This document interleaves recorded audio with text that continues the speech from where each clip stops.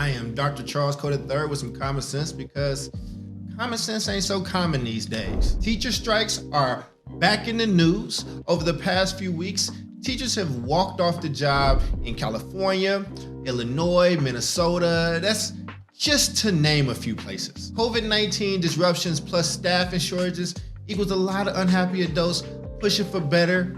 And on its face, it seems easy to be sympathetic to the demands of teachers unions, right? But where's the better for students? As teachers return to the classroom in Minneapolis following the first teacher strike in 50 years, we have to ask ourselves if students are actually better off. Hell, are Black and brown educators and staff even better off?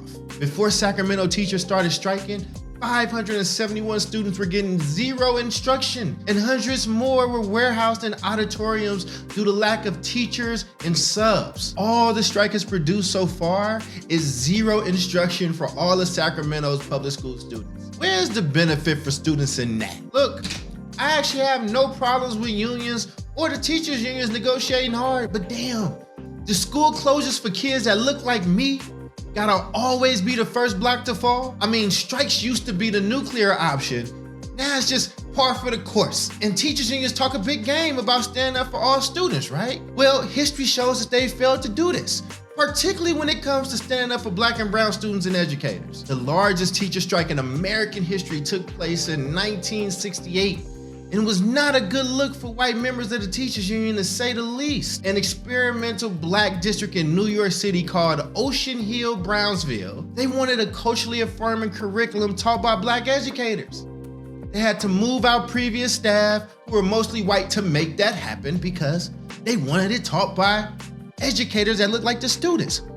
Novel idea, right? Enter a massive nationwide controversy about Black racism and denial of a poorly served community's chance to determine their own future. The New York Board of Regents took control of the Ocean Hill-Brownsville district, and guess what they did?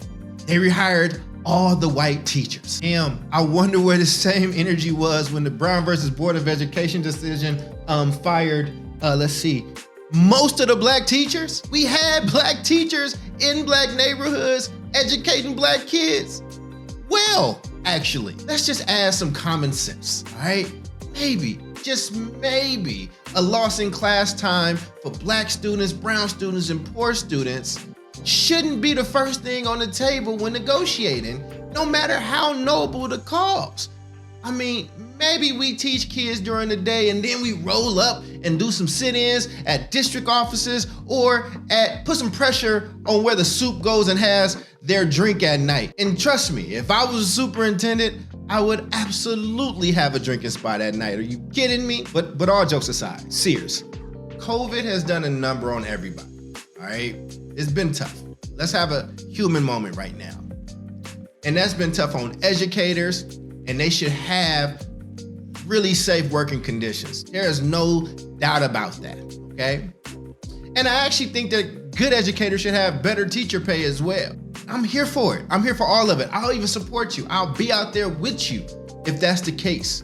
But the way that Black kids, brown kids, and kids living in poverty are the ones seeing the brunt of these strikes, man, it just don't sit right with me. I actually was one of those students back in the day, and although I didn't have the words then, I do now. Our students deserve better. I'll end with this, because this is important. Whenever I discuss education, I have a hierarchy in mind. It goes students, their parents, their community, and then we get the stuff inside the school building, right? And then that's the staff that makes the school function, educators, and then the administrators. Now, that's my list. You ain't got to have the same list that I got, but you gotta have a list. And when you don't have an internal thermometer, students tend to take the brunt of those negotiations. And that just sucks, right? That's terrible. Anyway, I just wanted to have a little bit of a common sense moment with the folks. I've been Dr. Charles Cole III, and I'll see you all on the next video. Peace.